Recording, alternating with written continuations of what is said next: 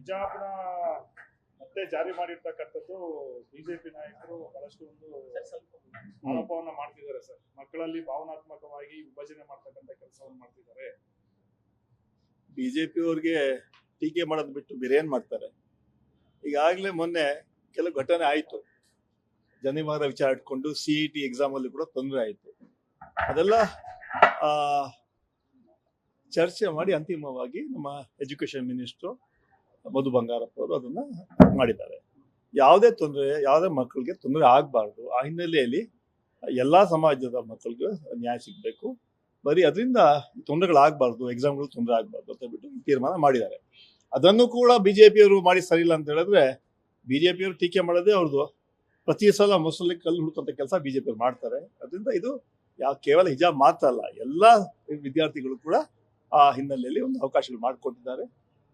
ಮೊನ್ನೆನೂ ಘಟನೆ ಆಯ್ತು. ನಾನು 2 ಬಾರಿ ಹೇಳ್ತಾ ಇದ್ದು, CETಯಲ್ಲಿ ಯಾವ ತರ ಮಕ್ಕಳಿಗೆ ಜನಿವಾರ ತೆಗೆದು ಅವಮಾನ ಮಾಡಿ ಅವ್ರನ್ನ ಇದು ಮಾಡಿದ್ರು, ಅಂತ ಘಟನೆಗಳು ಆಗಬಾರ್ದು ಹಿನ್ನೆಲೆಯಲ್ಲಿ ಈ ತೀರ್ಮಾನ ಆಗಿದೆ. ಸರ್, ಈಗ ಸರ್ ನೀವು ಪ್ರಮುಖವಾಗಿ ಸಚಿವ ಸ್ಥಾನದ ಪ್ರಮುಖ ಆಕಾಂಕ್ಷಿಯಾಗಿದ್ರಿ. ಏನ್ ಸರ್ ಈ ಮೇನಲ್ಲಿ ಏನಾದ್ರು ಜಾಕ್ಪಾಟ್ ಹೊಡೆಯುತ್ತೆ ಸರ್? ಈಗಾಗಲೇ ಮುಂಚೆನೂ ಕೂಡ ಹೇಳಿದ್ವಿ. ಇವತ್ತು ಕೇರಳ ಚುನಾವಣೆ ತೀರ್ಮಾನ ಕೂಡ ಆಗಿದೆ. ಬಹುಶಃ ಮುಖ್ಯಮಂತ್ರಿಗಳು ಡೆಲ್ಲಿಗೆ ಹೋಗ್ಬೋದು. ಹೋದ ನಂತರ ವರಿಷ್ಠರು ಮತ್ತು ಮುಖ್ಯಮಂತ್ರಿಗಳು ಮತ್ತೆ ಉಪಮುಖ್ಯಮಂತ್ರಿಗಳು ಸಿದ್ದರಾಮಯ್ಯ ಶ್ರೀಕುಮಾರ್ ಅವರು ಚರ್ಚೆ ಮಾಡಿ ಕ್ಯಾಬಿನೆಟ್ ಎಕ್ಸ್ಪಾನ್ಷನ್ ಬಗ್ಗೆ ಚರ್ಚೆ ಆಗ್ಬೋದು ಅಂತ ವಿಶ್ವಾಸ ಇದೆ. ಆದಷ್ಟು ಬೇಗ ಆಗತ್ತೆ ಅಂತ ಒಂದು ಭಾವನೆ ಕೂಡ ಇದೆ. ಯಾಕಂದ್ರೆ ಕಳೆದ ಕೆಲವಾರು ತಿಂಗಳಿಂದ ಇದ್ರ ಬಗ್ಗೆ ಚರ್ಚೆ ನಡೀತಾ ಇದೆ.